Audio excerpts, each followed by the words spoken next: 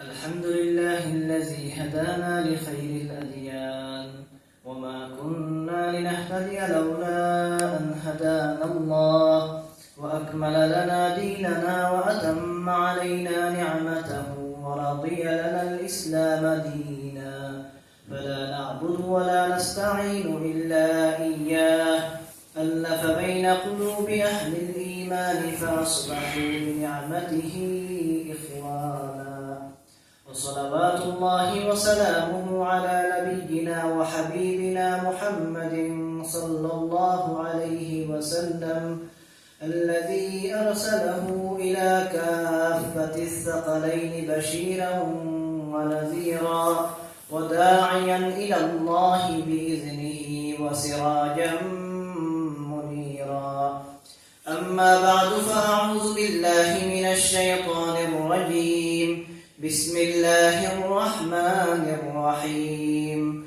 الحمد لله رب العالمين الرحمن الرحيم مالك يوم الدين إياك نعبد وإياك نستعين اهدنا الصراط المستقيم صراط الذين أنعمت عليهم غير المغضوب عليهم ولا الضالين آمين صدق الله مولانا العظيم وصدق رسوله النبي الكريم ونحن على ذلك لمن الشاهدين والشاكرين والحمد لله رب العالمين আমরা আন্তরিকতার সাথে মুহাব্বতের সাথে দুরূদ শরীফ পড়ি اللهم صل على محمد وعلى آل محمد كما صليت على إبراهيم وعلى آل إبراهيم إنك حميد مجيد اللهم بارك على محمد وعلى آل محمد كما باركت على إبراهيم وعلى آل إبراهيم إنك حميد مجيد أستغفر الله إن الله غفور رحيم أستغفر الله إن الله غفور رحيم أستغفر الله إن الله غفور رحيم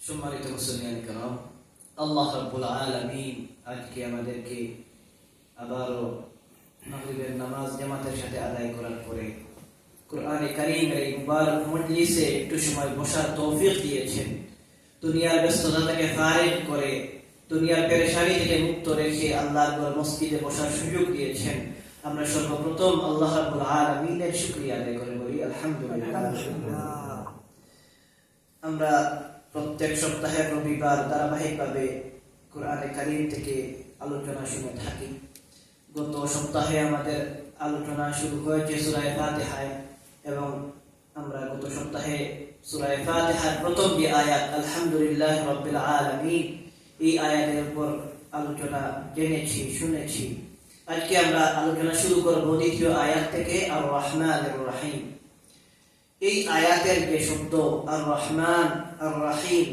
এই শব্দের উপর আলোচনা ইতিমধ্যে হয়েছে কারণ এই দুইটা শব্দ আমরা বিসমিল্লাহির রহমানির রহিমের মধ্যেও পাই বিসমিল্লাহির রহমানির রহিমের মধ্যে যে রহমান এবং রহিম উল্লেখ করা হয়েছে একই শব্দ আবার সূরা ফাতিহার দ্বিতীয় আয়াতের মধ্যে আল্লাহ রাব্বুল আলামিন উল্লেখ করেছেন যে রহমান এবং রহিমের অর্থ মর্ম এবং আল্লাহ রাব্বুল আলামিনের এই দুই নামের দ্বারা কি বোঝায় এগুলো আমরা ইতিমধ্যে জেনেছি এরপর অত্যন্ত সংক্ষেপে এই আয়াতের উপর কিছু আলোচনা আমরা জানবো ইনশাআল্লাহ আমাদের জানা হয়ে গেছে ইতিমধ্যে যে রহমান এবং রহিম এই দুইটা নাম এসেছে রহম থেকে রহমের অর্থ হচ্ছে দয়া মমতা আল্লাহ রাব্বুল আলামিন আমাদের প্রতি দয়ালু করুণাশীল তিনি আমাদেরকে স্নেহ করেন মায়া করেন মমতা রাখেন এইজন্যই আল্লাহ রাব্বুল আলামিনের এই নাম রহমান এবং রহিম তবে উভয় শব্দের মধ্যেই রহমের অর্থ থাকলেও যেহেতু দুইটা ভিন্ন শব্দ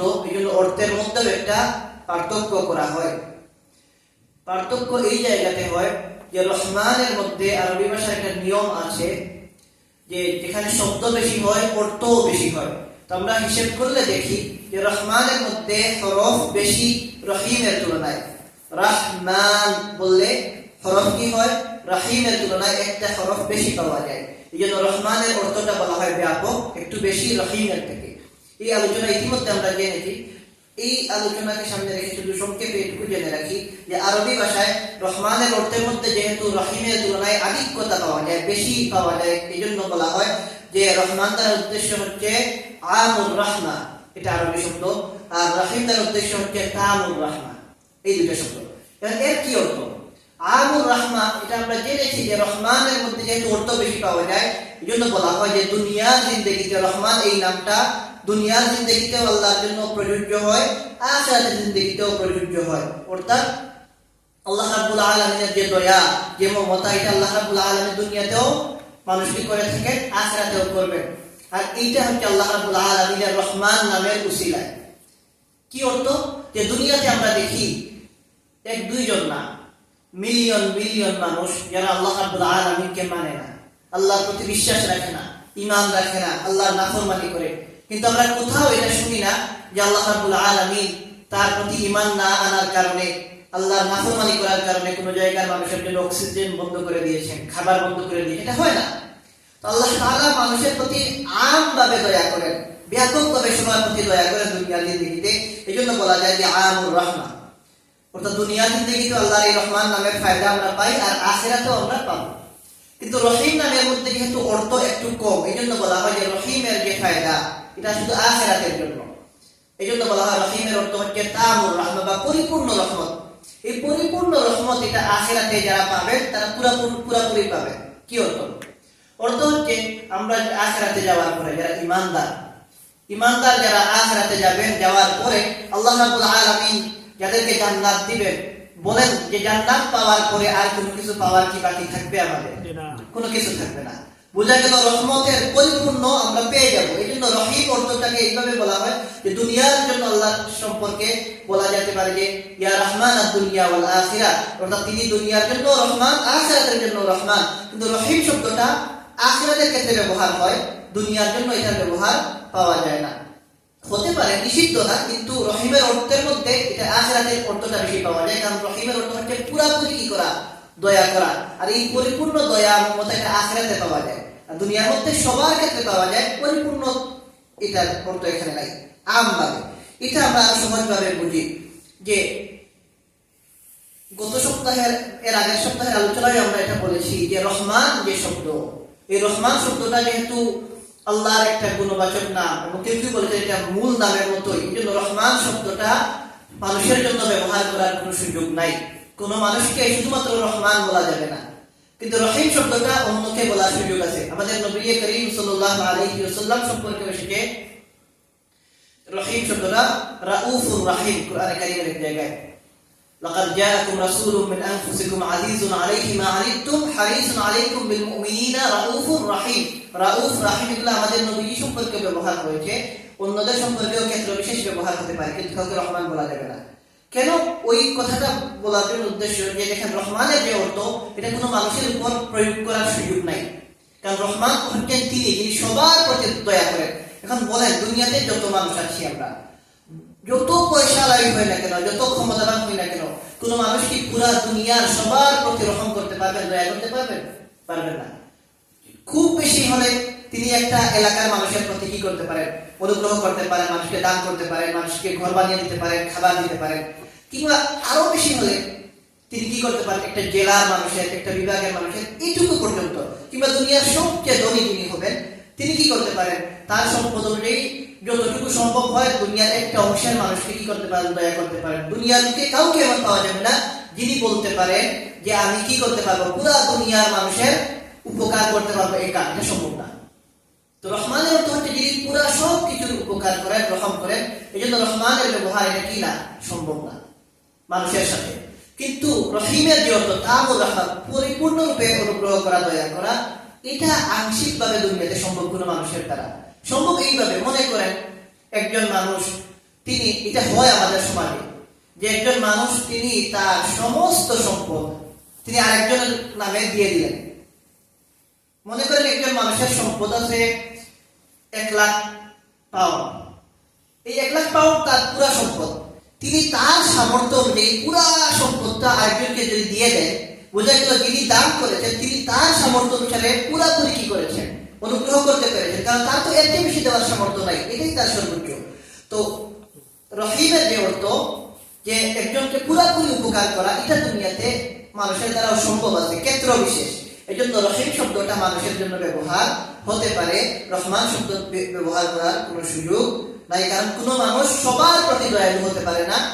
কোন মানুষ কি করতে পারে, সর্বোচ্চ দয়া তার সামর্থ্য অনুসারে আরেকজনের প্রতি করতে পারে। এই হচ্ছে রহমান এবং রহিমের আংশিক ব্যাখ্যা। আর লম্বা ব্যাখ্যা আসলে ইতিমধ্যে আমাদের চলে গেছে। এখানে একটা কথা আমরা দেখেন, আল্লাহ সুবহানাহু ওয়া তাআলা বান্দার প্রতি দয়ালু, আর দয়ালু বলেই তিনি আমাদের কি করেন, এত নাফরমানি সত্ত্বেও আমাদেরকে তিনি তার দয়া দেখিয়ে আমাদের জিন্দেগিকে সুন্দরভাবে পরিচালনার জন্য সবকিছু তিনি আমাদেরকে দিয়ে যান। কুরআনে কারীমের মধ্যে আল্লাহ রাব্বুল আলামিন তার এই রহমান নাম, যেটা আমরা দয়া মমতা হিসেবে গ্রহণ করে থাকি, আমরা দেখি কুরআনে কারীমের মধ্যে আল্লাহ তাআলা 170 বার রহমান শব্দটি উল্লেখ করেছেন। সুবহানাল্লাহ। বিসমিল্লাহির রহমানির রহিমের মধ্যে এসেছে, এছাড়া আলাদাভাবেও এসেছে, সব মিলিয়ে 170 বার আমরা রহমান শব্দ কুরআনে কারীমের মধ্যে পাই। কিন্তু রহমানের অর্থ কি নেই, আমরা দয়া। এর ঠিক বিপরীত শব্দ, যার অর্থ হচ্ছে যিনি দয়া করেন না, যিনি কি ধরেন দয়া যিনি করেন তিনি নরম দয়ালু।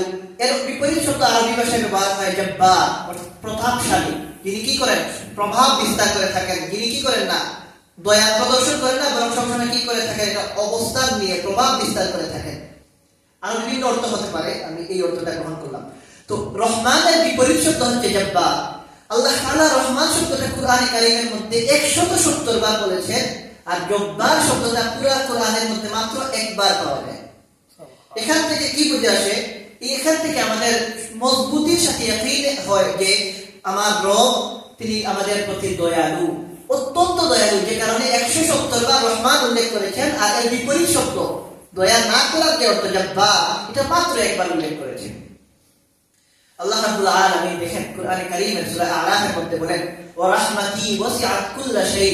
আল্লাহ তাআলা বলেন যে আমার রহমত সব কিছুকে বেষ্টন করেছে। কুল্লা শাই, যা কিছু আছে সৃষ্টি জগতে, ওয়া রাহমাতি ওয়াসিআত, অর্থাৎ বেষ্টন করা বলা হয়। ওয়াসিআতের অর্থ হচ্ছে কোনো কিছু ঢেকে নেওয়া। ওয়া রাহমাতি ওয়াসিআত কুল্লা শাই, আল্লাহ তাআলা বলেন যা কিছু আছে সৃষ্টি জগতের সব কিছুকে আমার রহমত পরিবেষ্টিত করে আছে। আল্লাহ রাব্বুল আলামিন আসলে বান্দার প্রতি রহম করতে চান, দয়া দেখাতে চান, তিনি বান্দাকে নিয়ামত দিতে চান, বঞ্চিত করতে চান না। এজন্য আল্লাহ রাব্বুল আলামিন বারংবার রহমতের কথা বলেছেন।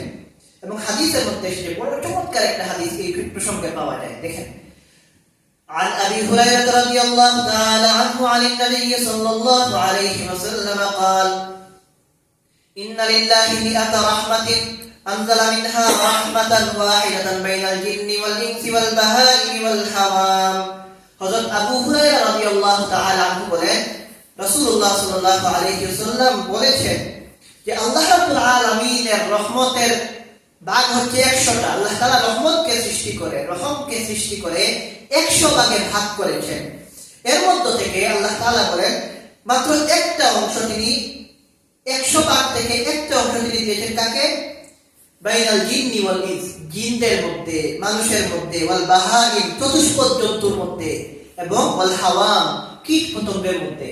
অর্থাৎ 100 ভাগ রহমত থেকে আল্লাহ তাআলা এক ভাগকে মাত্র ভাগ করে দিয়েছেন সমগ্র সৃষ্ট জীবের মধ্যে, মানুষের মধ্যে, জিনের মধ্যে, চতুষ্পদ জন্তু যেগুলো 4 পাওয়ালা আর কীট পতঙ্গ, এই সবগুলোর মধ্যে মাত্র এক ভাগ রহমত দিয়েছেন।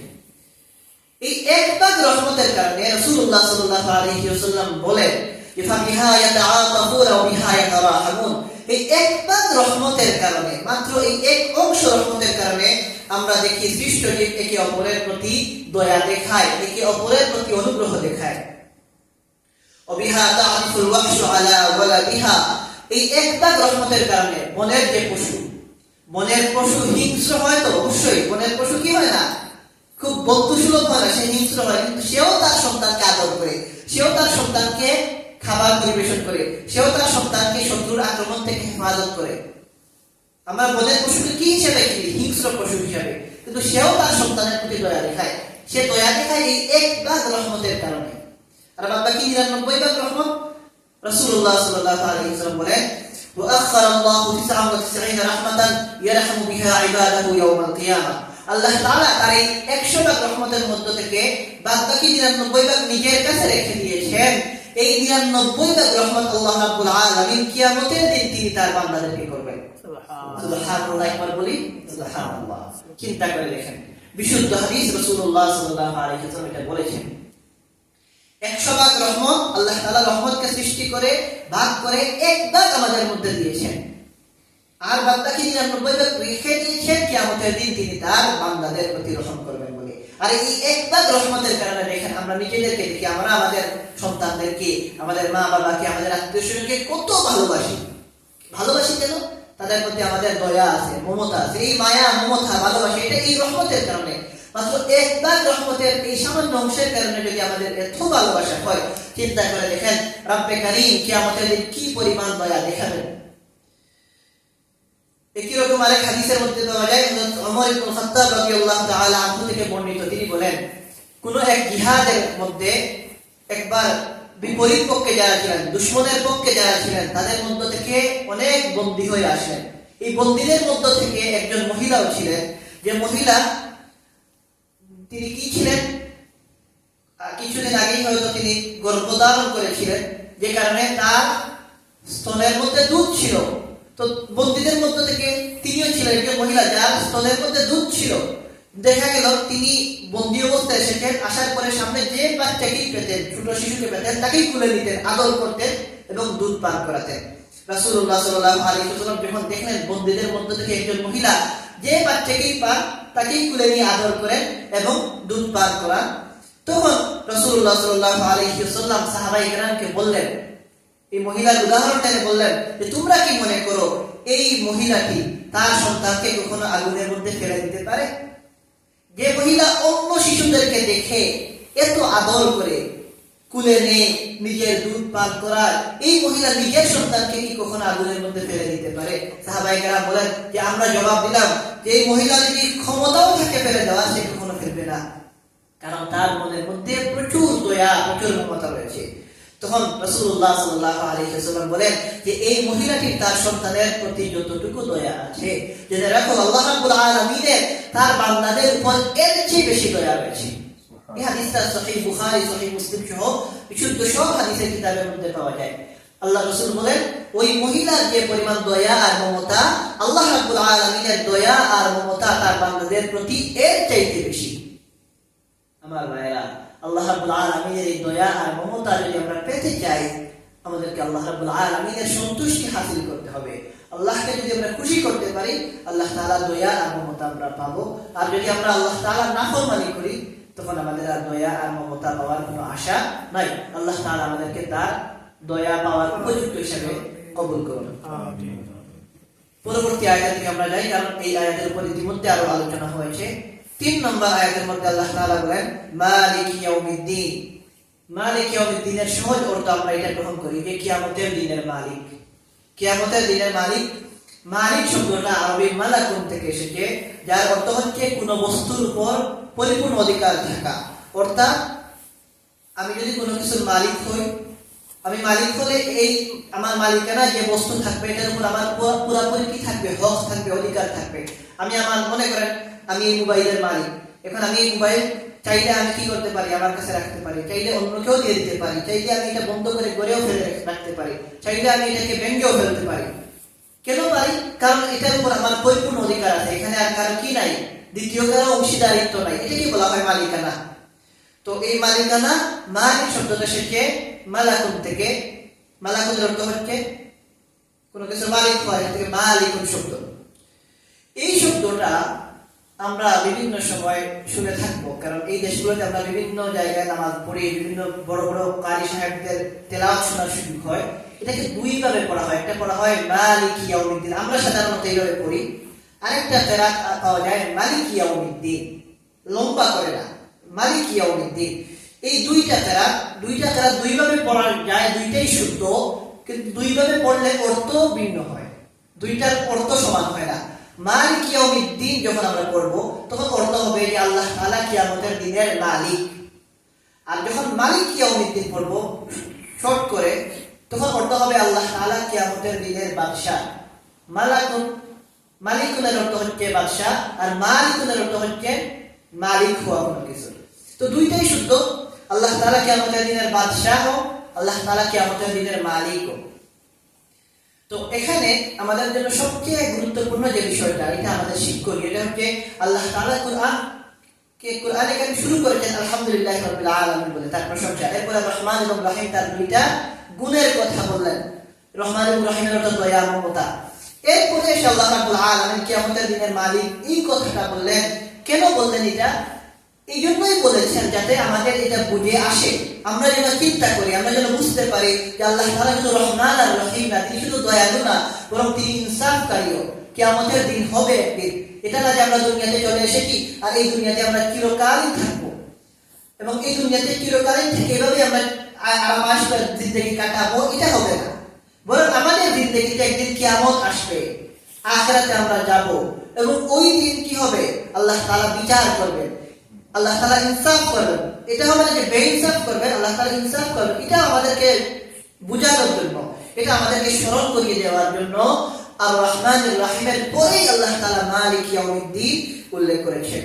এবং আমার ভাইরা, এই যে আল্লাহ তাআলা ইনসাফকারী, মুনসিফ, আল্লাহ তাআলা কেমন ইনসাফকারী, যে দেখেন কিয়ামতের দিনের আল্লাহ তাআলা মালিকও, আল্লাহ তাআলা বাদশাও, অর্থাৎ পরিপূর্ণ ক্ষমতা তার থাকবে।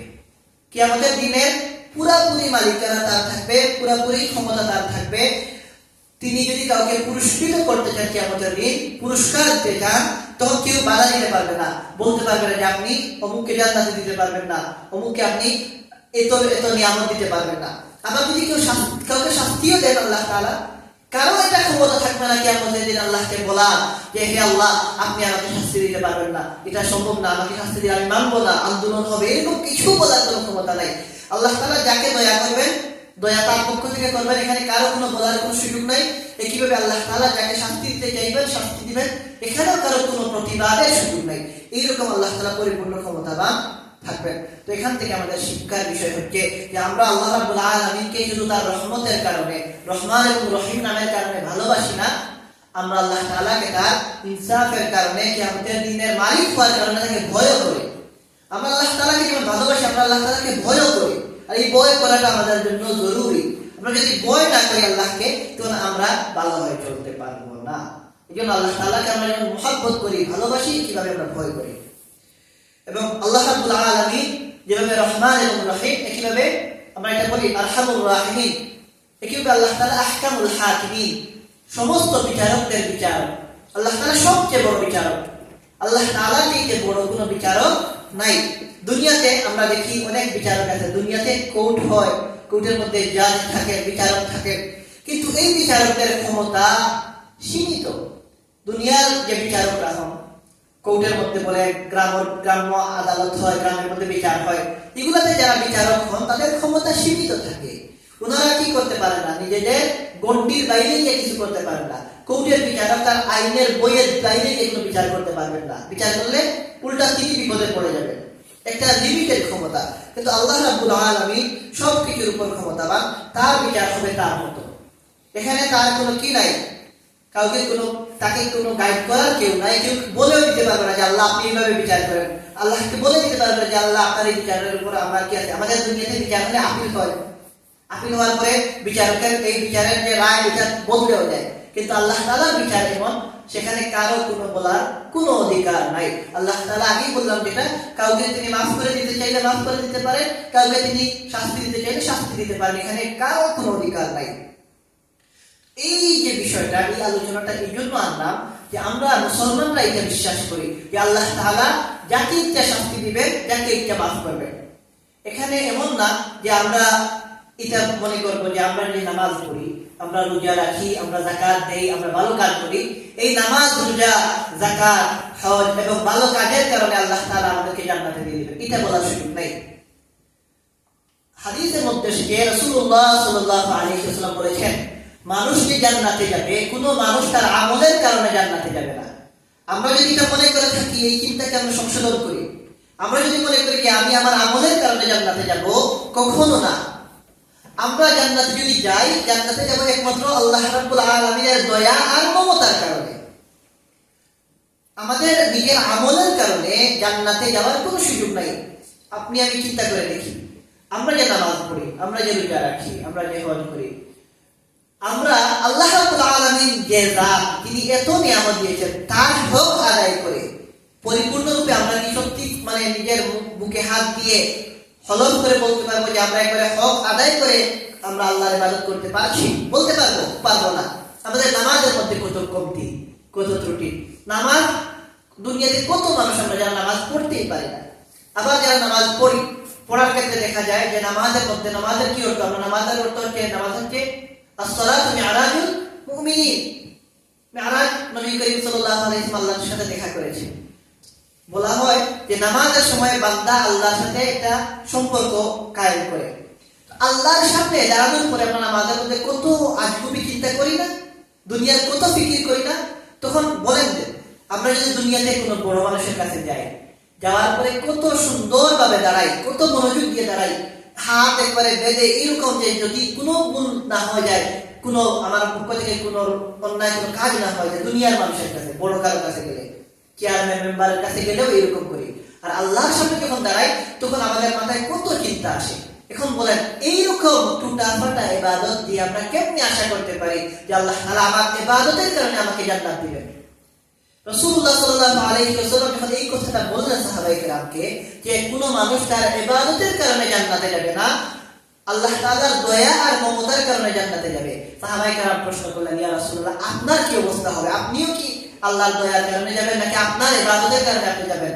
আল্লাহ রাসূল সাল্লাল্লাহু আলাইহি ওয়াসাল্লামের জবাব ছিল যে আমিও জান্নাতে যদি যাই, ইয়াকিনান আল্লাহ রাসূল জান্নাতে যাবেন, নিশ্চিত যাবেন।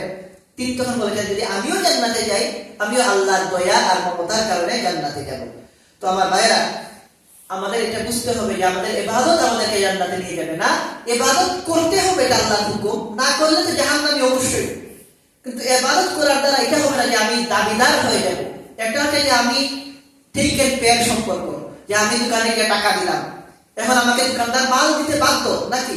আমি যদি দোকানে গিয়ে টাকা দিই, দোকানদার আমাকে মাল দিতে বাধ্য, এটা হতেই হবে। এমন হবে না যে আমি দোকানদারকে টাকা দিলাম আর আমার মাল সে দিবে না, তখন কি হবে? এটা সমস্যা হবে। আল্লাহর কাছে এটা হবে না যে কিয়ামতের দিন আমরা গিয়ে বলবো যে আল্লাহ আমি ইবাদত করেছি, আপনি আমাকে জান্নাত দেন, দিতেই হবে। এটা এরকম দাবি করার কোনো সুযোগ নেই। এটা বললাম এই জন্য যে কিয়ামতের দিনের মালিক, কিয়ামতের দিনের বাদশা আল্লাহ রাব্বুল আলামিন। কিন্তু এখানে আমাদের বলার কিছু থাকবে না। আল্লাহ তাআলা দয়া করে যাকে জান্নাত দিবেন তাকে দিবেন, যাকে যদি জাহান্নামে জায়গা দিতে চান দিবেন, এখানে কারো কোনো বলার থাকবে না। এটা আমাদের মুসলমানদের বিশ্বাস। বিপরীত দিকে যদি আমরা দেখি, অন্যান্য যারা ধর্মাবলম্বী আছে, বিভিন্ন ধর্ম তো দুনিয়াতে পাওয়া যায়। হিন্দুদের বিশ্বাস হচ্ছে, হিন্দুদের কোনো কোনো গোষ্ঠী এমন বিশ্বাস করে যে মানুষ যে কাজ করবে, এটাকে বলা হয় মুকাফাত আমল, মানুষ যে কাজ করবে এই কাজের প্রতিদানের বিপরীতে যাওয়ার ক্ষমতা খোদার নাই। এটা হিন্দু ধর্মের অনেকের বিশ্বাস। অর্থাৎ তাদের বিশ্বাস হচ্ছে যদি মানুষ দুনিয়াতে ভালো কাজ করে তখন তার ভালো কাজের বদলা আল্লাহকে দিতেই হবে, খোদাকে দিতেই হবে, এর বিপরীতে যাওয়ার ক্ষমতা নাই। নাউযুবিল্লাহ। তারা এর অর্থ হচ্ছে যে আল্লাহ এখানে বাধ্য। নাউযুবিল্লাহ। তাদের বিশ্বাস অনুযায়ী আল্লাহ এখানে বাধ্য, আমরা যদি ভালো কাজ করি তখন আমাদেরকে এর বিনিময় দিতেই হবে। এখানে আল্লাহর বিপরীত দিকে যাওয়ার কোনো ক্ষমতা নেই। হিন্দু ধর্মের বিশ্বাস। একইভাবে খ্রিস্টানদের এরকম একটা বিশ্বাস যে আল্লাহ রাব্বুল আলামিন ইনসাফ করতে বাধ্য।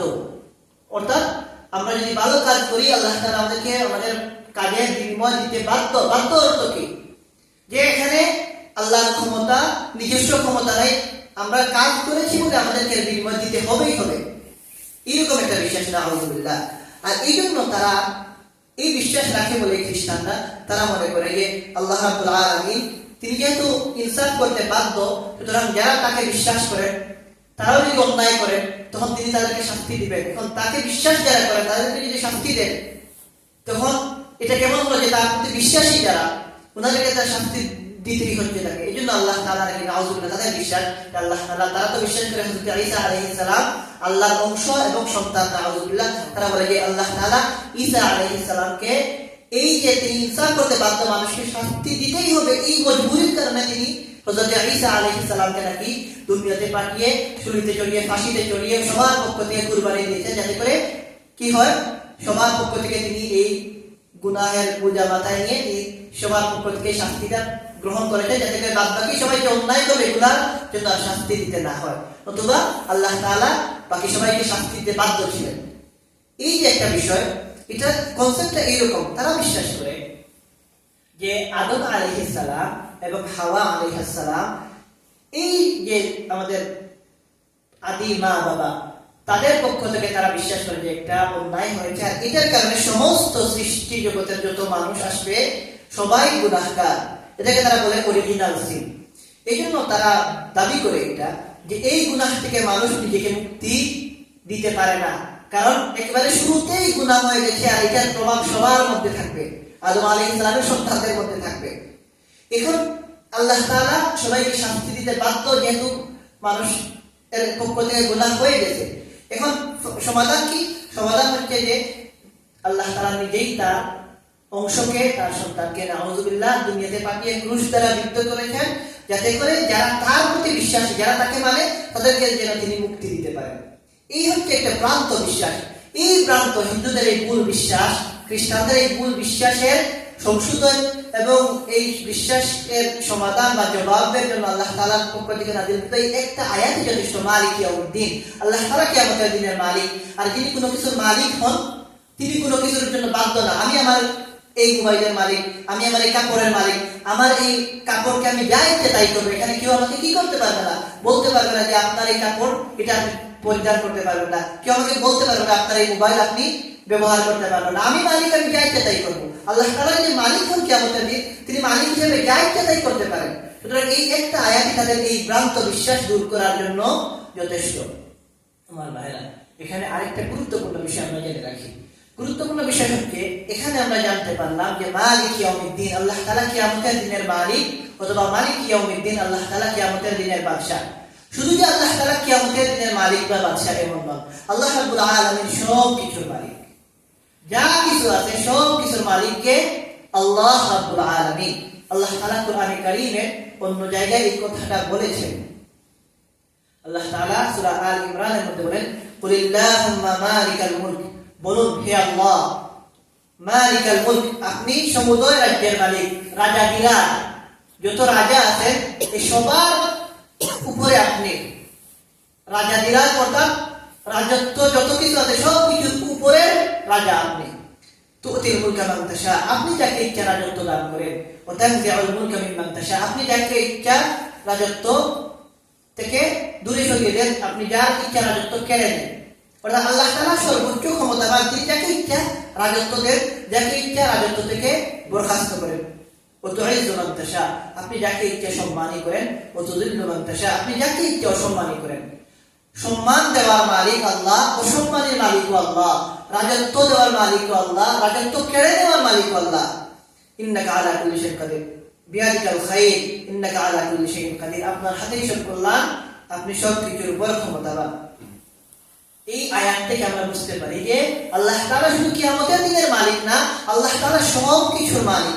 আমরা দুনিয়াতে দেখি মানুষ বাদশাহী করে, মানুষ দুনিয়াতে, আমাদের এই সমাজে বাদশাহী কম, প্রধানমন্ত্রী হয়, প্রেসিডেন্ট হয়, ক্ষমতা দেখায়। আল্লাহ তাআলাও কি ক্ষমতাবান, দুনিয়ার মানুষের মধ্যে ওই ক্ষমতা দেখি, কিন্তু উভয় ক্ষমতার মধ্যে রাত দিন তফাৎ। রাত দিন তফাৎ এই জন্য যে দুনিয়ার রাজত্ব এটা আংশিক, এখানে পরিপূর্ণ ক্ষমতা নাই এবং এটা সাময়িক, এই ক্ষমতা চিরকাল থাকবে না। আল্লাহ রাব্বুল আলামিন পরিপূর্ণ ক্ষমতাবান এবং তিনি যাকে ইচ্ছা যেমন ইচ্ছা তিনি তার পক্ষ থেকে দান করবেন, শাস্তি দিবেন। দুনিয়ার যেসব রাজা বাদশা আছেন তাদের ক্ষমতা আল্লাহ রাব্বুল আলামিনের ক্ষমতার মতো চিরস্থায়ী না, ক্ষণস্থায়ী। আর আল্লাহর ক্ষমতা, আল্লাহর রাজত্ব চিরস্থায়ী। এই জন্যই তো কুরআনে কারীমের মধ্যে এসেছে কিয়ামতের দিন যখন হবে আল্লাহ তাআলা বলবেন লিমানিল মুলকুল ইয়াউম, আজ রাজত্ব কার, লিমানিল মুলকুল ইয়াউম লিল্লাহিল ওয়াহিদিল কাহ্হার। তখন বলা হবে পরাক্রমশালী একক আল্লাহর জন্য শুধুমাত্র রাজত্ব। কিয়ামতের দিন এটা ঘোষণা আসবে লিমানিল মুলকুল ইয়াউম, যে আজকের এই দিনে রাজত্ব কার, একমাত্র আল্লাহ, তিনি পরাক্রমশালী, তিনি একক, কারো কোনো ক্ষমতা চলবে না। দুনিয়াতে কত মানুষ কত ক্ষমতার দম্ভ দেখায়, কত অহংকার করে, কিন্তু আখিরাতে জিরো, কারো কোনো মর্যাদা থাকবে না। জিরো যদি একটা মর্যাদা আমাদের সমাজে আছে, আখিরাতে মানুষের এই মর্যাদাও থাকবে না, নাথিং। তো সেদিকে আল্লাহ তাআলা বলবেন অন্য আয়াতের মধ্যে আল্লাহ তাআলা বলেছেন ইয়াউমা লা তামলিকু নাফসুন লিনাফসিন শাইআ ওয়াল আমরু ইয়াউমাইযিন লিল্লাহ। ইয়াউমা লা তামলিকু নাফসুন লিনাফসিন শাইআ, কিয়ামতের দিন এমন একদিন হবে, এত ভয়াবহ হবে, যেদিন কেউ কারোর জন্য কোনো কিছু করার ক্ষমতা রাখবে না। দুনিয়াতে আমরা দেখি মা বাবা সন্তানের জন্য কত চেষ্টা করেন, সন্তান মা বাবার জন্য কত কুরবানি করে, স্বামী স্ত্রীর জন্য, স্ত্রী স্বামীর জন্য, আত্মীয়স্বজন একে অপরের জন্য, বন্ধু বান্ধবের জন্য কত চেষ্টা, মেহনত, কত উপকারের ফিকির। কিন্তু কিয়ামতের দিন এমন একদিন হবে যেদিন আল্লাহ তাআলা বলেন ইয়াউমা লা তামলিকু নাফসুন লিনাফসিন শাইআ, কেউ কারো সামান্যতম কোনো কিছু করার অধিকার রাখবে না। ওয়াল আমরু ইয়াউমাইযিন লিল্লাহ, সেদিন একমাত্র কর্তৃত্ব থাকবে আল্লাহ রাব্বুল আলামিনের। আফসোস, দুনিয়াতে মানুষ সামান্য ক্ষমতা পেয়ে অহংকারে লিপ্ত হয়ে যায়, সামান্য কিছু টাকা পয়সার মালিক হয়ে গেলে অন্যকে আর পরোয়াই করে না। যার যেমন ক্ষমতা সেই অনুযায়ী মানুষের মধ্যে অহংকার, মানুষ অন্যকে তুচ্ছ-তাচ্ছিল্য করা, অন্যের হক নষ্ট করা, গালিগালাজ করা, মানুষকে আক্রমণ করা, হত্যা করা, চুরি করা, ডাকাতি করা, লুটপাট করা, এগুলো মানুষের মধ্যে কোনো যেন একটা চিন্তাই নাই। মানুষ মনে করে আমি সব এখানে। একটু ক্ষমতা পেয়ে গেলে মানুষ এটা চিন্তা করে না যে আমাকে একদিন যাওয়া লাগবে, একদিন সবাইকে এক কাতারে দাঁড়াতে হবে। কিয়ামতের দিন সেখানে দুনিয়াতে যিনি বাদশা, তার জন্য বিশেষ ওই আখিরাতে কোনো চেয়ার থাকবে না, কোনো বিশেষ কামরার ব্যবস্থা থাকবে না।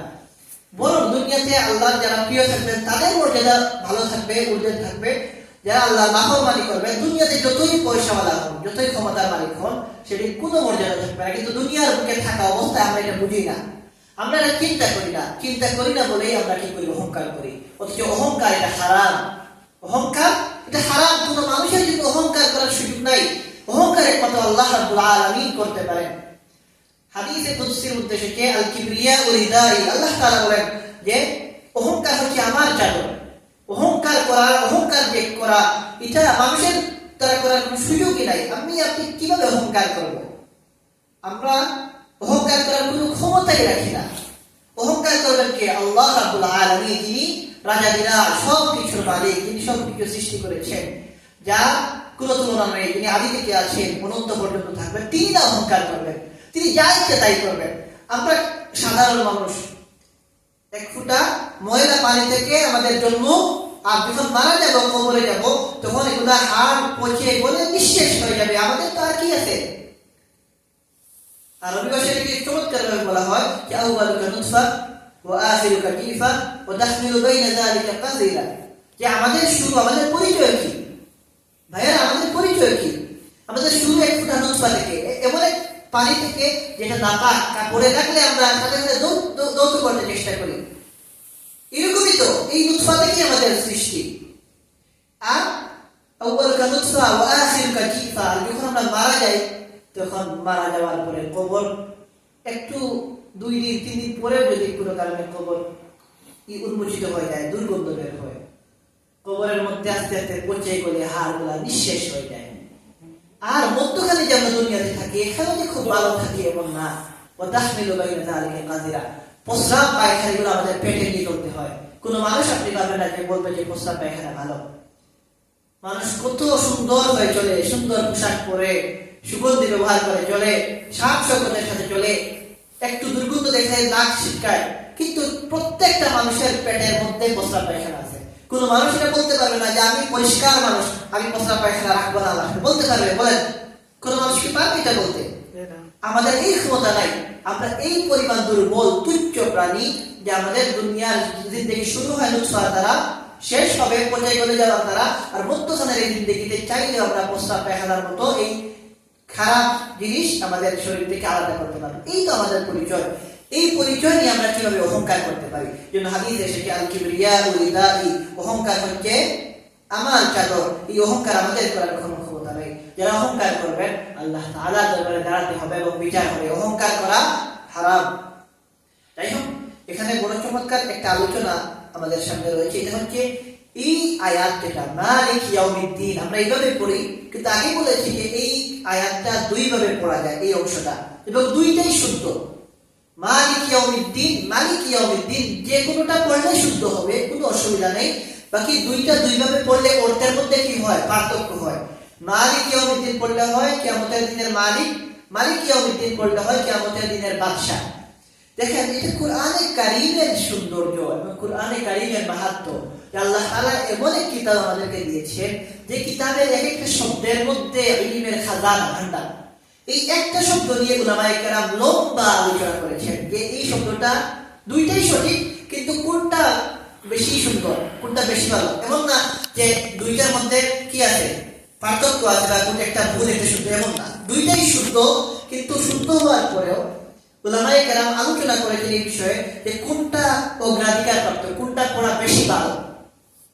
এটা আমাদের খেয়াল করার বিষয় যে আমি বলছি না যে কোনটা ভুল, দুইটাই সমান জায়গাতে শুদ্ধ, কিন্তু উলামায়ে কেরাম আলোচনা করেছেন যে কোনটা অগ্রাধিকার পেতে পারে, কোনটা রাজে, কোনটা পড়া বেশি ভালো, বা কোনটা গ্রহণ করতে পারি আমরা।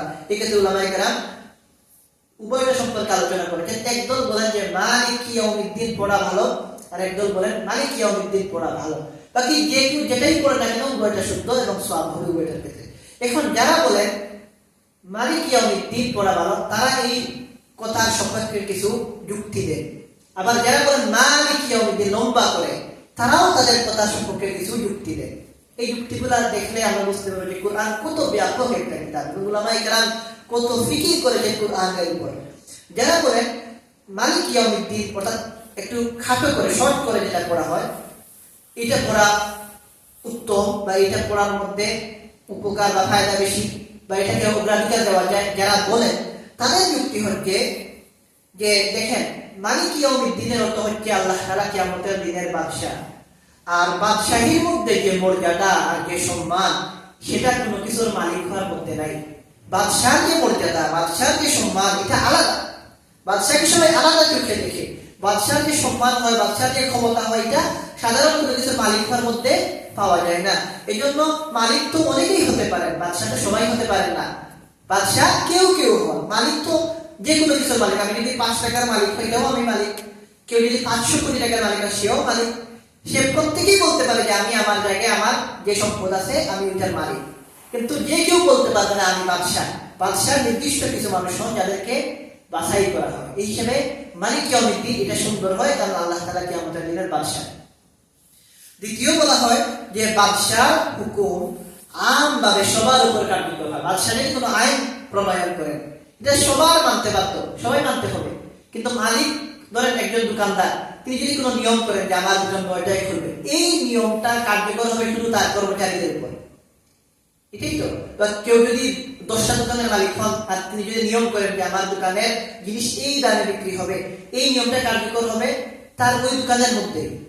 যে যেটা মালিক হবেন তার ক্ষমতা শুধুমাত্র তার অধীনস্থদের উপর, কিন্তু যিনি বাদশা হবেন তার আইন, তার কথার প্রভাব যত জায়গায় তার রাজত্ব থাকবে, সব জায়গার উপর তার এই কথা প্রয়োগ হবে। এই জন্য দেখা গেল বাদশা মালিকের চাইতে আরো বেশি মর্যাদাবান। এই জন্য মালিক ইয়াউমিদ্দিন পড়া উত্তম, কারণ এতে হবে আল্লাহ তাআলা কিয়ামতের দিনের বাদশা, আর বাদশার ক্ষমতা সবার উপর প্রয়োগ হয়।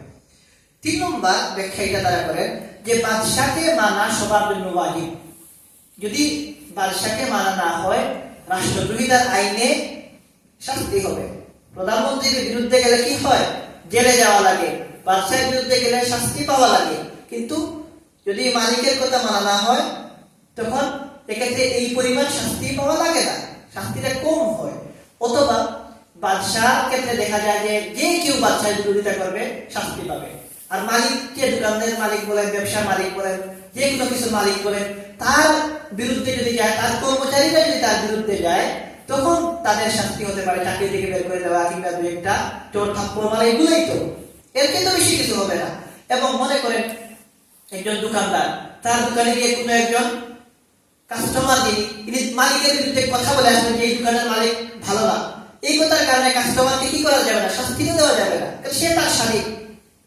দেখে গেল কোনো কিছুর মালিক হলে তার কথা মানা সবার জন্য জরুরি না। কেউ কেউ মানতে পারে, তার অধীনস্থ কর্মচারীরা মানতে পারেন। কিন্তু বাদশার ক্ষমতা এমন যে বাদশাকে সবার জন্য মানা ওয়াজিব, জরুরি। বাদশাকে না মানলে বাদশার কথা গোপনে গোপনে বিরোধিতা করতে পারেন, প্রকাশ্যে কেউ বিরোধিতা করতে পারবে না। প্রধানমন্ত্রী, প্রেসিডেন্ট, বাদশাহ, রাজা, এদের বিরোধিতা প্রকাশ্যে করার অধিকার খুব কম মানুষের থাকে। এই জন্য তারা বলে যে মালিক ইয়াউমিদ্দিন পড়াটা ভালো, কারণ বাদশার ক্ষমতা বেশি। 4 নম্বর একটা দলিল ভেবে দেন যে আমরা যখন বলি আলহামদুলিল্লাহ রাব্বিল আলামিন। আল্লাহ রাব্বুল আলামিন, সমস্ত প্রশংসা আল্লাহর জন্য, যিনি বিশ্বজগতের প্রতিপালক, যিনি বিশ্বজগৎকে পালেন। এই যে পালেন, পালনেওয়ালা বলি, আল্লাহ তাআলা বিশ্বজগৎকে পালন করে থাকেন, লালন পালন করেন। এর দ্বারা এটাই অর্থ যে আল্লাহ তাআলা সবকিছুর মালিক। কেউ কাউকে পালেন কিভাবে? যখন তিনি তার মালিক হন। মালিকের অর্থ শুধুমাত্র এমনি মালিক না, মালিকের অর্থ হচ্ছে তার অধীনে থাকা, মালিকানা থাকা। তো বিশ্বজগতের প্রতিপালক বলার দ্বারা এখানে মালিক হওয়ার অর্থটা এমনি বুঝে আসছে। সুতরাং এখানে যদি আমরা বাদশাহ অর্থটা নেই, তখন অর্থের মধ্যে ভিন্নতা আসলো, আরেকটা নতুন অর্থ পাওয়া গেল। এইরকম যুক্তি তারা দিয়েছে যারা বলেন যে মালিক ইয়াউমিদ্দিন পড়াটা উত্তম, ভালো।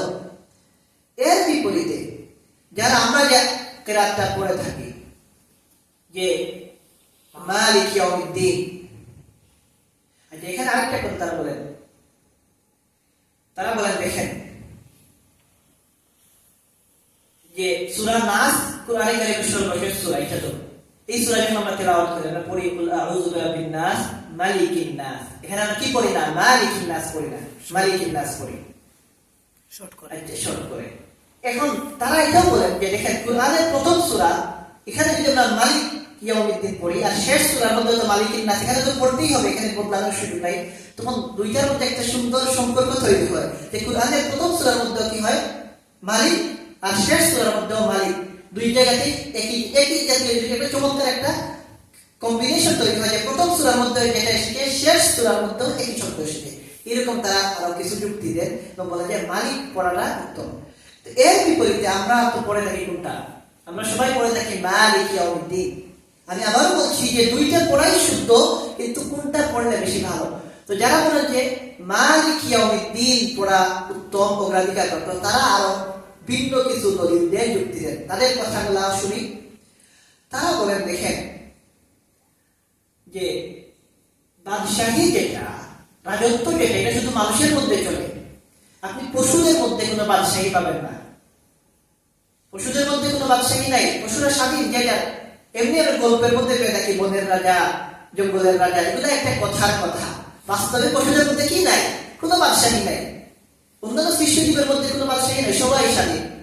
কিন্তু মালিকানা যেটা, এটা সব কিছুর মধ্যে হতে পারে। মালিক হওয়ার অর্থ কি? কিনলেই যে মালিক হয় এমন না। মনে করেন একটা মাছ, তার যে রিজিক, এটার মালিককে সে। একটা পাখি, তার যে রিজিক, এটার মালিককে সে।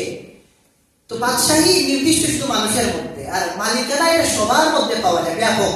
আর যেটা ব্যাপক হয় ওইটাই তো কি গ্রহণযোগ্য হওয়া উচিত, প্রাধান্য পাওয়া উচিত। এই জন্য তারা বলে যে মালিক ইয়াউমিদ্দিন গ্রহণ করা উত্তম, কারণ মালিকানা এটা সব কিছুর মধ্যে পাওয়া যায়। বাদশাহী শুধু লিমিটেড মানুষের মধ্যে পাওয়া যায়। সুতরাং যেটা সব কিছুর মধ্যে পাওয়া যায়, ওই অর্থটা আল্লাহ সম্পর্কে পাওয়া, কারণ আল্লাহ তাআলা তো সব কিছুর মালিক।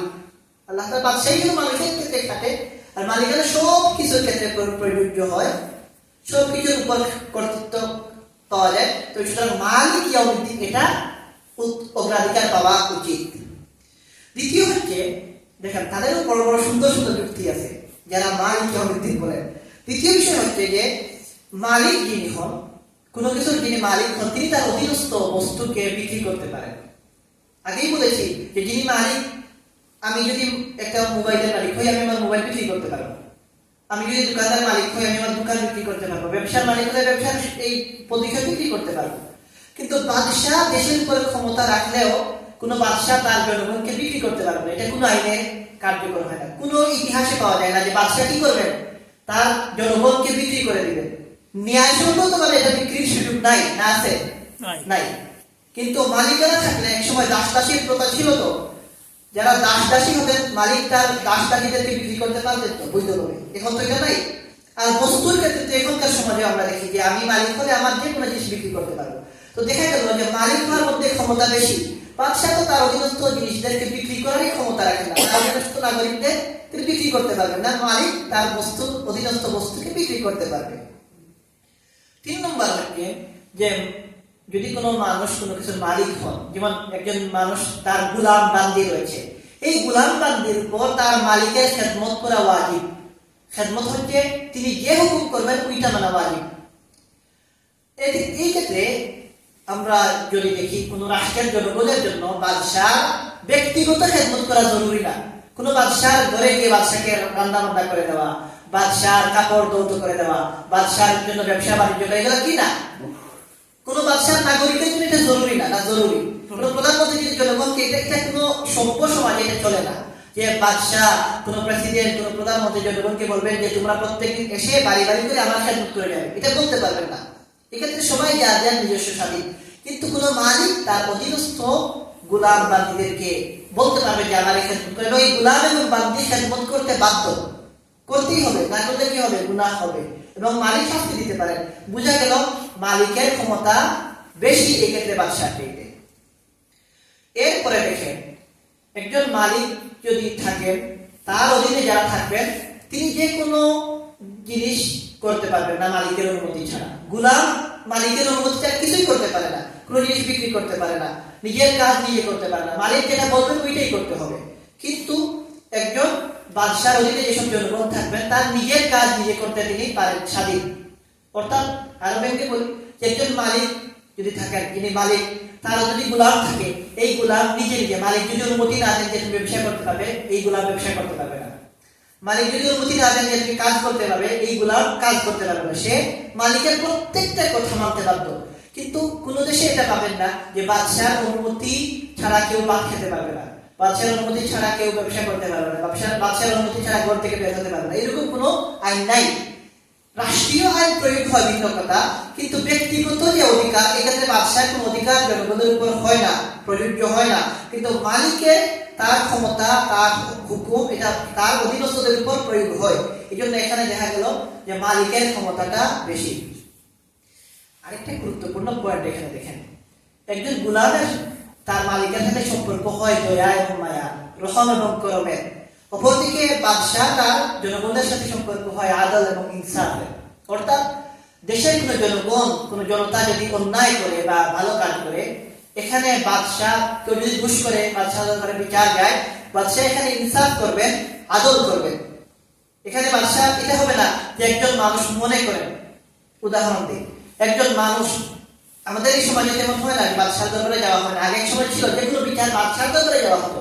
এখানে একজন মানুষ একজন খুন করলো, বাদশাহ এটা কি করতে পারবেন না, যদি প্রমাণ হয় যে একজন খুনি, বাদশাহ এটা করতে পারবেন না যে তিনি খুনিকে বলবেন যে তুমি আমার আত্মীয়, তুমি আমার প্রিয় মানুষকে মাফ করে দিলাম। এটা ইনসাফের দাবি না। বাদশাহের দায়িত্ব হচ্ছে ইনসাফ করা। বাদশাহ একজন যদি চুরি করে, বাদশাহের দায়িত্ব ক্ষমতা না যে তিনি চুরকে বলবেন যে তোমাকে আমি পছন্দ করি, তুমি আমার আত্মীয় হো, তোমাকে আমি মাফ করে দিলাম। এটা সম্ভব না। যে কোনো অন্যায় করলে বাদশাহ শাস্তি দিতে বাধ্য, আর ভালো কাজ করলে বাদশাহ এটাকে কি করবেন? অ্যাপ্রিসিয়েট করবেন। এই ক্ষেত্রে মালিকানায় আমরা দেখি, মনে করেন আমি একজন মালিক, আমি একজন গভর্নর, আমার অধীনে যে কাজ করে, সে যদি কোনো ভুল করে ফেলে, আমি তাকে কি করতে পারি? আচ্ছা ভুল হয়ে গেছে, মাফ চাইলে মাফ করে দিতে পারবো তো? না, পারবো না। আমরা অনেক সময় যারা কাজ করি, আমরা আমাদের ভুল হয়, আমাদের যে মালিক থাকেন, বস থাকেন, তিনি আমাদের কি করেন? অনেক সময় শাস্তি দিয়ে রাখছে, মাফ করে দেন, এটা তার ইচ্ছা।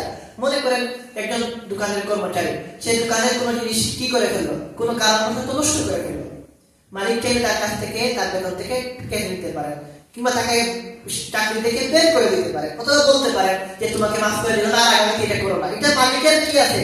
অধিকার আছে। মালিকের সম্পর্ক তার অধীনস্থদের সাথে রহম আর করমের, দয়া আর মমতা। চাইলে শাস্তি দিতে পারেন, চাইলে মাফ করতে পারেন। বাদশাহ চাইলে এটা পারবেন না। কোনো মানুষ দোষ করলে বাদশাহ দরবারে বিচার গেলে বাদশাহ ইচ্ছা করলেও এটা পারবেন না যে আমি আমার প্রিয় মানুষকে তোমাকে মাফ করে দিলাম। বাদশাহ ইনসাফ করতে বাধ্য, বাদশাহ ন্যায় বিচার করতে বাধ্য, কিন্তু মালিক তার গোলামকে, মালিক তার কর্মচারীদের সাথে যে কোনো কিছু করতে পারে। এখানেও বোঝা গেল মালিকের ক্ষমতা একটু বেশি।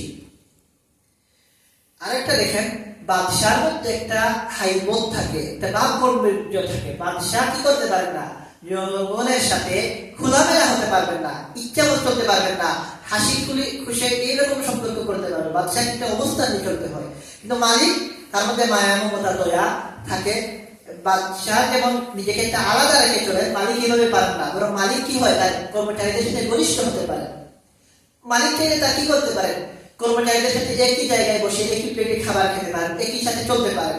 বাদশাহ যদি সাধারণ মানুষের সাথে চলা শুরু করেন, মানুষ বলবে এই বাদশাহ কি নাই, আকল নাই, সে দেখো কেমনি চলে। এই জন্য তো আমরা দুনিয়াতে দেখি বাদশাহ কত কি করে চলে, অবস্থা নিয়ে প্রোটোকল মেনটেন করে চলতে হয়। তো বোঝা গেল ঘনিষ্ঠতার সুযোগ নেই। এক্ষেত্রে আল্লাহ তাআলাকে আমরা কিভাবে চাই যে তিনি আমাদের কাছাকাছি থাকবেন, আমরা আল্লাহ তাআলার কাছাকাছি থাকবো। এটা মালিক এবং কর্মচারীর মধ্যে পাওয়া যায়, বাদশাহ এবং জনগণের মধ্যে এরকম ঘনিষ্ঠতা পাওয়া যায় না। মালিক ইয়াউমিদ্দিন এটাকে তারা অগ্রাধিকার দেন। একই রকম আরেকটা কথা যে মালিকের সাথে গোলামের সম্পর্ক ঘনিষ্ঠ হয়। ব্যক্তিগত অনেক কিছু আমি আমার বসকে বলতে পারি, গোলাম তার মালিককে বলতে পারেন, আমার ব্যক্তিগত অসুবিধা এটা বলতে পারবো। কিন্তু আমি আপনি চাইলেও বাদশার কাছে কি আমার আজকে ভালো লাগছে না, আমার পরিবারের কেউ অসুস্থ, আমার টাকা পয়সা দরকার, এগুলো আপনি আপনার বাদশাকে বলতে পারবেন না, এটা সুযোগ নাই। অনেক একটা মধ্যখানে একটা ডিভাইডার আছে, গ্যাপ আছে।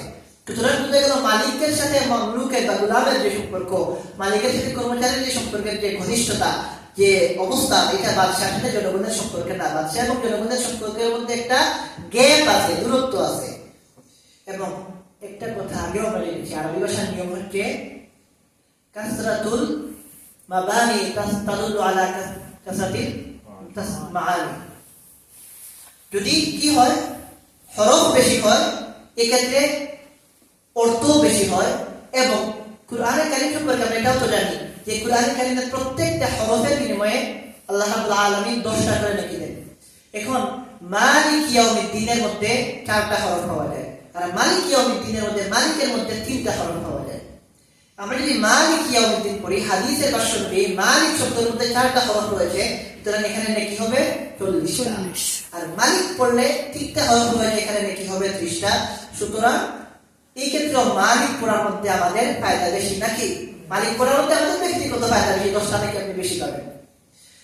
সর্বশেষ একটা কথা হচ্ছে যে কোন রাষ্ট্রের নাগরিক সে যদি বাদশাহ দরবার থেকে চলে যেতে চায়, বাদশাহ মনে করেন একজন মানুষ সে বাংলাদেশে থাকে, সে চাইলে বাংলাদেশ থেকে অন্য জায়গায় চলে যেতে পারবে, বাদশাহকে তার পছন্দ না সে বের হয়ে যেতে পারবে, তার যে কোনো জায়গায় ইচ্ছা বসবাস করতে পারবে, এখানে বাদশাহের কোনো ক্ষমতা নাই তাকে আটকে রাখবে, নিয়ম তান্ত্রিক। কিন্তু কোন মালিকের অধীনে যদি কেউ কাজ করে থাকেন, ওই কর্মচারী যে কোনো সময় পালিয়ে যেতে পারবেন না। যদি কন্ট্রাক্ট থাকে, আমাদের এই সমাজে তার গোলাম বাদীর প্রথা নাই। যে সমাজে গোলাম এবং বাদীর প্রথা ছিল, ওই সমাজে তো গোলাম এবং বাদী যদি মালিকের দরবার থেকে পালিয়েও যেতেন, তার মালিকানা কি হতো না, দূর হতো না। কখনো ধরা পড়লে নিয়ে এসে আবার কি করা হতো, আটকে রাখা হতো, আবার নিজের অধীনে নিয়ে আসা হতো। অর্থাৎ কোন গোলাম যদি মালিকের দরবার থেকে পালিয়েও যান, দূরে গেলে, অন্য দেশে চলে গেলেও ঠিকই থাকবেন আল্লাহর আইনে, আল্লাহর বিচারে তিনি তার মালিকের গোলামই থাকবেন, তিনি স্বাধীন হবেন না। পালিয়ে গেলে কি হয়ে যাবেন না, স্বাধীন হবেন না। দুনিয়ার বিচারে তিনি স্বাধীন, কিন্তু আল্লাহর বিচারে তিনি কি থাকবেন, মালিকের গোলামই থাকবেন। কিন্তু একজন মানুষ সে যদি থাকে এক দেশে আর বাদশাকে তার পছন্দ না, সে যদি অন্য দেশে চলে যায়, সে নতুন বাদশা বানিয়ে অন্য দেশে, এখানে আগের দেশের বাদশা বলতে পারবে না যে তুমি আমার দেশেই থাকতে হবে, এটা নিয়ম নাই। বোঝা গেল এখানেও একটা সুন্দর সম্পর্ক রয়েছে, সুন্দর একটা অধিকার রয়েছে। সর্বশেষ যেটা, যে মালিক যেটা আমরা দেখি দুর্বল গোলামদেরকে দয়া করেন। আমরা যারা অনেক ক্ষেত্রে ব্যবসা বাণিজ্য করি, আমাদের অধীনে মানুষ কাজ করেন, আমরা অনেক ক্ষেত্রে দেখি কোনো মানুষ যদি দুর্বল হয়, অসহায় হয়, আমরা এক্ষেত্রে দুর্বলদেরকে, অসহায়দেরকে আমরা কি করি, দয়া দেখাই। আমরা আমার কোনো কর্মচারী যদি দেখি অসুস্থ, তাকে আমরা অনেক সময় ছুটি দিয়ে দিই, বলে যা আজকে কাজ করতে হবে না। এইরকম দয়া মমতার সম্পর্ক মালিকের সাথে তার অধীনস্থদের হয়। কিন্তু বাদশার দরবারে যদি যান, বাদশার তো সময় নাই যে কে দুর্বল, কে সবল, কে শক্তিশালী, কে মজবুত, কে দুর্বল, কার কোন অবস্থাগুলো বাদশার দেখার সময়। বাদশার পেরেশানি অনেক বেশি, বাদশাকে পুরো দেশ নিয়ে চলতে হয়। সুতরাং বাদশা চাইলে অনেক কিছু করতে পারেন না, এটা আমাদের খেয়াল করতে হবে। সব মিলিয়ে এই যে 10টা যুক্তি তারা দেন, আরো অনেকগুলো যুক্তি, আমি কয়েকটা পয়েন্ট মাত্র নোট করলাম। তো এই সবগুলো সামনে রাখলে দুইটাই সুযোগ আছে, যারা মালিক ইয়াউমিদ্দিন বলেন এখানে সুযোগ আছে, এবং এর সম্পর্কে মজবুত শক্ত কি আছে, গ্রহণযোগ্য যুক্তি পাওয়া যায়। আবার মালিক ইয়াউমিদ্দিনও পড়ার যুক্তি পাওয়া যায়, যার যেটা ইচ্ছা পড়তে পারেন। আমরা মালিক ইয়াউমিদ্দিন পড়ি এবং আমরা মনে করি এটার মধ্যে আমাদের ফায়দা বেশি এবং এর মধ্যে সওয়াবও বেশি। সর্বশেষ একটা শব্দ মালিক ইয়াউমিদ্দিন, এই দিন শব্দের উপর আলোচনা করে ইনশাআল্লাহ আমরা আজকের আলোচনা সমাপ্ত করব। দিন শব্দের কি অর্থ? দিন শব্দের অর্থ হচ্ছে প্রতিদান দেওয়া। প্রতিদান দেওয়াকে বলা হয়, অর্থাৎ মালিক ইয়াউমিদ্দিনের অর্থ আমরা বলি কিয়ামতের দিনের মালিক। এর আরেকটা অর্থ হচ্ছে প্রতিদান দিবসের মালিক। কিয়ামতের দিনের অর্থই হচ্ছে যে আল্লাহ তাআলা ওই দিন মানুষকে প্রতিদান দিবেন, ভালো প্রতিদান দিবেন, খারাপ প্রতিদান দিবেন। অর্থাৎ যে ভালো কাজ করে যাবে সে ভালো প্রতিদান পাবে, জান্নাত পাবে, আর যে খারাপ কাজ করবে তাকে জাহান্নামে যাওয়া লাগবে। কিয়ামতের দিনের অর্থই হচ্ছে, মালিক ইয়াউমিদ্দিনের অর্থই হচ্ছে যে কিয়ামতের দিনের মালিক একইভাবে প্রতিদান দিনের মালিক, বদলা দেওয়ার দিন। এখন এই দিন কোনটা? এটা কিয়ামতের দিন, যেদিন আল্লাহ রাব্বুল আলামিন সবার ভালো মন্দ সকল কাজের প্রতিদান দিবেন। এখানে আরেকটা বিষয় আমাদের খেয়াল করা দরকার। আল্লাহ রাব্বুল আলামিন কিয়ামতের দিনের মালিক, তিনি ওই সব কিছুর উপর ক্ষমতা রাখেন। তো ওইটার আলাদা বৈশিষ্ট্য কোথায় পাওয়া যায়? কারণ আমরা তো এখনো বিশ্বাস করি আল্লাহ তাআলা এখনো সবকিছুর মালিক। আজকের এই মুহূর্তে আমরা কেউ কি বিশ্বাস রাখি যে আল্লাহ তাআলা সবকিছুর মালিক না, বরং আমাদের সবার বিশ্বাস, সমস্ত মুসলমানদের বিশ্বাস যে আল্লাহ তাআলা এখনো সবকিছুর মালিক, কিয়ামতের দিনেরও সবকিছুর মালিক। তো এই আলাদা বৈশিষ্ট্যের কি দরকার বা আলাদা কি বৈশিষ্ট্য আছে? বৈশিষ্ট্য হচ্ছে যে আল্লাহ রাব্বুল আলামিন এখনো সবকিছুর মালিক, কিন্তু আল্লাহ তাআলার ব্যবস্থাপনা, এটা নিজাম, এটা আল্লাহ তাআলা এই দুনিয়াতে মানুষকে এই সবকিছুর বিনিময় দিবেন না। আল্লাহ তাআলা দুনিয়াতে মানুষকে সবকিছুর শান্তি দিবেন না, আল্লাহ তাআলা সবকিছুর প্রতিদান দিবেন না। এটা আল্লাহ তাআলা নিজের পক্ষ থেকে নির্ধারণ করে রেখেছেন যে দুনিয়ার জিন্দেগি হচ্ছে পরীক্ষার জায়গা। দুনিয়াতে মানুষ কি করবে? নিজেকে তৈরি করবে আখিরাতের জন্য। বিনিময় দিবস হিসেবে আল্লাহ তাআলা নির্ধারণ করে রেখেছেন কিয়ামতের দিন। সুতরাং এটা আল্লাহ তাআলা নিজের ব্যবস্থাপনা। সুতরাং এখন এটা বলা যাবে না যে আল্লাহ তাআলা কেন এটা করেছেন, এটা আল্লাহ তাআলা। আল্লাহ তাআলার কোনো কাজের উপর প্রশ্ন করার কোনো অধিকার আমাদের নাই। আল্লাহ তাআলা এখনো সবকিছুর মালিক, কিন্তু আল্লাহ তাআলার নিয়ম এটা, তার নিজের জন্য তিনি নিয়ম বানিয়েছেন। এই দুনিয়ার জিন্দেগিতে তিনি আমাদের কি করবেন না? বিচার করবেন না। কিন্তু বিচার যদি হয়, আংশিক বিচার হয়, অনেক সময় মানুষ বিপদে পড়ে যায়, গুনাহ করার কারণে হাদিসে সেটা বিচার হয়, কিন্তু আংশিক। আমরা যে পরিমাণ গুনাহ করি এই পরিমাণ শাস্তি আল্লাহ তাআলা দুনিয়াতে আমাদের দেন না। একইভাবে আমরা যে পরিমাণ নেক কাজ করি এর প্রতিদান আল্লাহ তাআলা দুনিয়াতে আমাদের বহু দেন না। অনেক ক্ষেত্রে এটা হয় যে আমরা নেক কাজের কারণে আল্লাহ তাআলা দুনিয়াতে কিছু কিছু প্রতিদান দেন, একইভাবে কিছু কিছু গুনাহের শাস্তিও দেন। এটা আংশিক, পুরাপুরি প্রতিদান যেটা আখিরাতেই দেওয়া হবে। এবং এটা আল্লাহ তাআলা ওইভাবে নির্ধারণ করে দিয়েছেন যে আল্লাহ তাআলার ইচ্ছা, এখানে আমাদের আর কোনো প্রশ্ন করার কোনো সুযোগ নাই। প্রশ্ন তাকেই করা যায় যার উপর আমাদের ক্ষমতা আছে।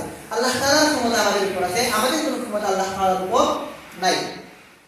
এখানে আরেক ছোট্ট একটা বিষয় আলোচনা আমরা করি। এখানে কিয়ামতের দিনকে কেন্দ্র করে আমাদের জিন্দেগি নাকি আমরা এই যে আমল করি, ইবাদত করি, আল্লাহকে ভয় করি, কেন? কিয়ামতের দিন যাতে আমরা আটকা পড়ে না যাই। আমরা কিয়ামতের দিনকে বিশ্বাস করি, কিন্তু দুনিয়াতে কিছু মানুষ তো এমনও আছে, এমনও ছিল যারা কিয়ামতের দিনকে বিশ্বাস করে না। এরা কারা? এরা হচ্ছে যারা কাফের, যারা মুশরিক, যাদের আল্লাহর প্রতি বিশ্বাস নাই, এরা কিয়ামতের দিনকে অস্বীকার করে। এটা শুধু এই যুগে না, আগের যুগেও ছিল, যুগ যুগ ধরে এইরকম অবিশ্বাসী মানুষ ছিল। রাসূলুল্লাহ সাল্লাল্লাহু আলাইহি ওয়াসাল্লামের সময়ও এমন মানুষ ছিল, এর আগেও ছিল, পরেও আছে, এখনো আছে। হাদিসের মধ্যে পাওয়া যায় এক কাফের ছিল যার নাম ছিল আস ইবনে ওয়াইল। আস ইবনে ওয়াইল যারা কিয়ামতের দিনকে অস্বীকার করে তাদের মধ্যে সে একজন ছিল। একদিন সে রাসূলুল্লাহ সাল্লাল্লাহু আলাইহি ওয়াসাল্লামের দরবারে আসলো, এসে একটা হাড্ডি নিয়ে আসলো। মানুষ মরে গেলে আগেই বলছি, মরার পরে কি হয়ে যায়? মানুষের হাড়গুলো পচে পচে শেষ হয়ে যায়। সে একটা হাড্ডি নিয়ে আসলো, নিয়ে রাসূলুল্লাহ সাল্লাল্লাহু আলাইহি ওয়াসাল্লামের সামনে সেই পচা হাড্ডিটা গুঁড়া করলো, করে বললো যে হে মুহাম্মদ, তুমি কি মনে করো এই যে হাড় গুঁড়া হয়ে গেছে, আল্লাহ তাআলা আবার এই হাড় থেকে জীবিত করবে? এখনো এরকম মানুষ আছে তো যারা বিশ্বাস করে কিয়ামত বলে কিছু নাই, আল্লাহ তাআলা আবার জীবিত করবেন এটাকে তারা বিশ্বাস করে না। তারা মনে করে মরার পরেই শেষ। ওই সময় ছিল এরকম করেছিল, হাড় গুঁড়া করে ছিটিয়ে দিয়ে বললো, তুমি কি মনে করো আল্লাহ তাআলা আবার জীবিত করবেন? ওটা সে পরকালের বিশ্বাস ছিল না। আল্লাহ রাব্বুল আলামিন এই প্রসঙ্গে কোরআনে কারীমের মধ্যে আয়াত নাযিল করলেন। আল্লাহ তাআলা বলেন যে ওয়াদারাবা লানা মাসালান ওয়া নাসিয়া খালকা ক্বালা মান ইহয়িল ইযামা ওয়া হিয়া রামীম। ওয়াদারাবা লানা মাসালান ওয়া নাসিয়া খালকা, আল্লাহ তাআলা বলেন যে সে আমার সম্পর্কে এক অদ্ভুত কথা বলে, অদ্ভুত দৃষ্টান্ত দেয়। সে গুড়া হাড় এগুলো দেখিয়ে বলে কি যে আল্লাহ তাআলা কি জীবিত করবেন? মুশকারি করে, ঠাট্টা করে। ওয়া নাসিয়া খালকা, অথচ সে তার নিজের সৃষ্টির কথা ভুলে গেছে। ক্বালা মান ইহয়িল ইযামা ওয়া হিয়া রামীম, সে বলে কে জীবিত করবেন এই হাড়গুলোকে, অস্থি সম্পর্কে, যখন এগুলো পচে গলে শেষ হয়ে যাবে। রামীম, এখানে একটা কথা বলি, অনেক মানুষের নাম আমরা পাই রামীম, আছে না আমাদের সমাজে? রামীমের অর্থ হচ্ছে এই পচা হাড়। এটা আরে কত মানুষকে কি নাম রেখে দেওয়া হয়েছে রামীম, কোনো নিষিদ্ধ না, কিন্তু মানুষ না জেনে এরকম নাম রাখে রামীম। রামীমের অর্থ হচ্ছে যে হাড় যখন পচে যায় তাকে বলা হয় রামীম। তো এই দেখেন আল্লাহ তাআলা এরপর স্মরণ করে দেন, জবাব দেন, قل يحييها الذي أنشأها أول مرة وهو بكل خلق عليم। আল্লাহ তাআলা জবাব দিচ্ছেন, বড় চমৎকার জবাব। সে হাড় দেখিয়ে বলে যে এই হাড় যখন পচে গেছে তাকে আল্লাহ তাআলা কি জীবিত করবে? আল্লাহ তাআলা বলেন যে আপনি বলেন, জবাব দেন যিনি প্রথমবার সৃষ্টি করতে পেরেছেন তিনি জীবিত করবেন। প্রথমবার কোনো কিছু সৃষ্টি করে এটা তো কঠিন, কোনো কিছুকে সৃষ্টি করার পরে দ্বিতীয়বার বানানো তো সহজ বিষয়। এটাকে নমুনা কি আমরা ইট দেখি না, ইটের মধ্যে ফর্মা মেরে বানানো সহজ না, কাপড় দেখে না, কাপড় দেখে আর একটা কাপড় বানানো সহজ না। কিন্তু প্রথমবার বানানো, যখন কোনো আইডিয়া নাই, এই অবস্থা, এটা কে বানিয়েছেন? আল্লাহ তাআলা। যিনি প্রথমবার বানাতে পেরেছেন তিনি কি করতে পারবেন? এই হাড় থেকে আবার মানুষকে জীবিত করতে পারবেন। ঠিক একইভাবে উবাই ইবনে খালাদ আরেকজন কাফের, সে রাসূলুল্লাহ সাল্লাল্লাহু আলাইহি ওয়াসাল্লামের কাছে এসে কিয়ামত সম্পর্কে তামাশা করেছে। তখন আল্লাহ তাআলা আয়াত নাযিল করেছেন যে ওয়ায়াকুলুল ইনসান, মানুষ বলে আইযা মা মিতু লাসাওফা উখরাজু হাইয়া, সে বলে যে যখন আমাদের মৃত্যু হবে এই হাড়গুলো গুঁড়া হয়ে যাবে, লাসাওফা উখরাজু হাইয়া, তখন কি আল্লাহ তাআলা এগুলো থেকে আমাদেরকে জীবিত করবেন? আল্লাহ রাসূল তখন জবাব দেন, হ্যাঁ, আল্লাহ তাআলা আবার জীবিত করবেন। আমার প্রিয় ভাইরা, এমন একদিন আসবে কিয়ামতের দিন, এটা আসবেই আসবে, এটাকে কেউ অস্বীকার করে থাকতে পারবে না। যারা অস্বীকার করবেন এরা কিয়ামতের দিন বুঝবেন, কবরে যাওয়ার পরেই বুঝবেন। আমরা যারা বিশ্বাস করি, আমরা তো বিশ্বাস করি, আমরাও কবরে যাওয়ার পরে আমাদের বিশ্বাসটা আরো মজবুত হয়ে যাবে। কিয়ামতের দিন হবেই হবে, এবং এমন একদিন হবে যেদিন কেউ কারো উপকার করতে পারবেন না, কেউ কারো সাহায্য করতে পারবেন না, কারো কোনো উপকার করার ক্ষমতা থাকবে না। দিনদার হলে ভিন্ন, দিনদার হলে ভিন্ন, উপকারের সুযোগ আল্লাহ তাআলা দিবেন। আল্লাহ তাআলা যাকে সুযোগ দিবেন তিনি কি করতে পারবেন? সুপারিশ করতে পারবেন, এটা ভিন্ন বিষয়। অথবা দুনিয়াতে আমাদের যে সম্পর্ক পরস্পরের, এই সম্পর্ক আখিরাতে আর কাজে আসবে না। সূরা আবাসার মধ্যে আমরা পাই আল্লাহ তাআলা বলেন ইয়াউমা ইয়াফিরুল মারউ মিন আখি, সেদিন মানুষ পালিয়ে যাবে তার ভাইয়ের কাছ থেকে, ও উম্মিহি ওয়া আবি, মা বাবার কাছ থেকে, ও সাহিবাতিহি ওয়া বানি, এবং স্ত্রী এবং সন্তানদের কাছ থেকে। মানুষ সেদিন কেউ কারো কাছে থাকবে না।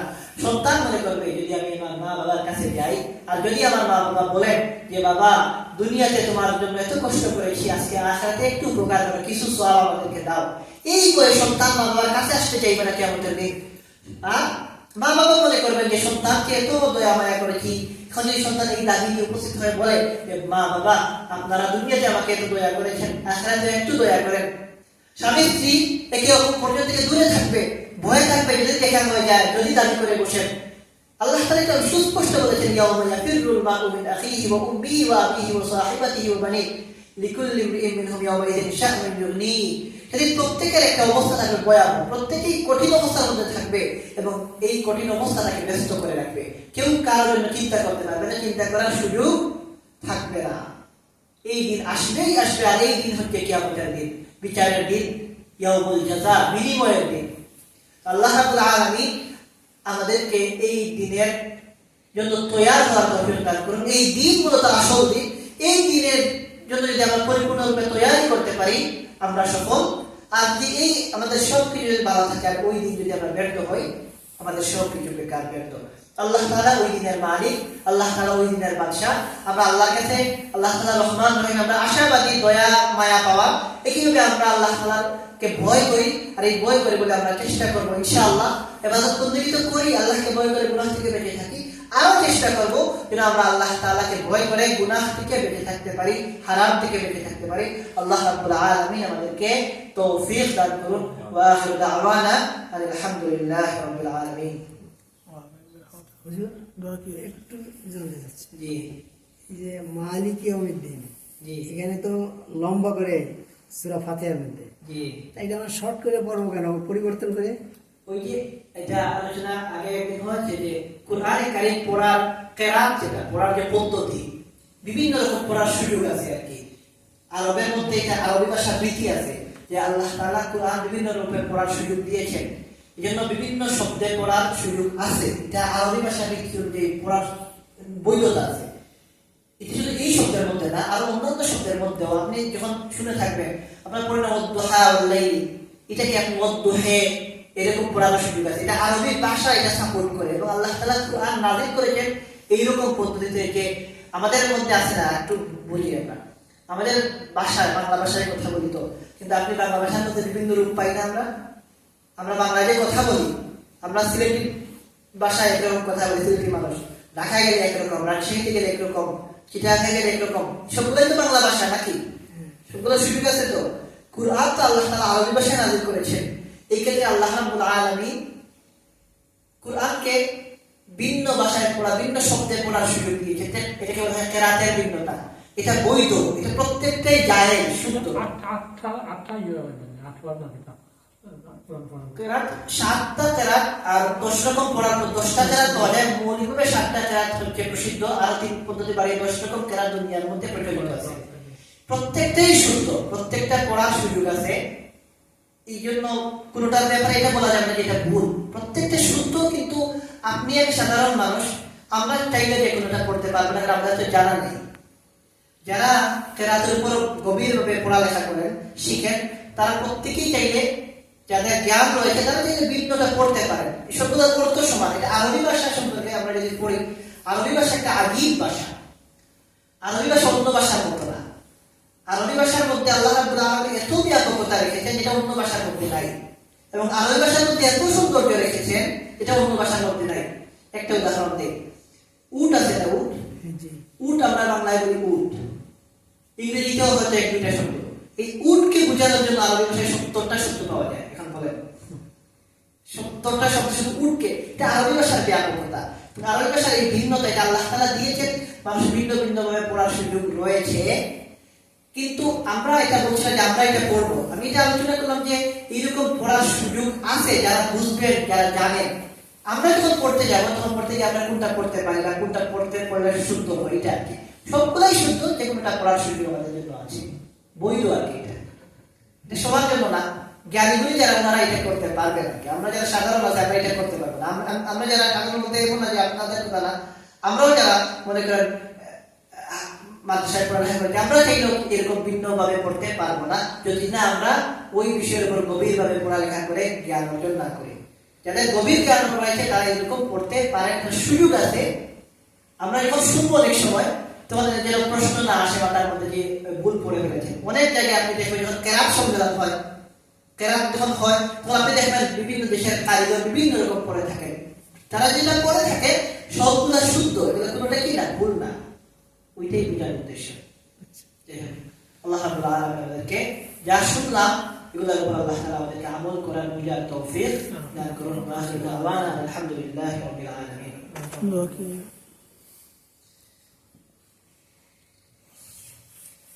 الحمد لله رب العالمين، والعاقبة للمتقين، والصلاة والسلام على سيد الأنبياء والمرسلين وعلى آله وصحبه أجمعين.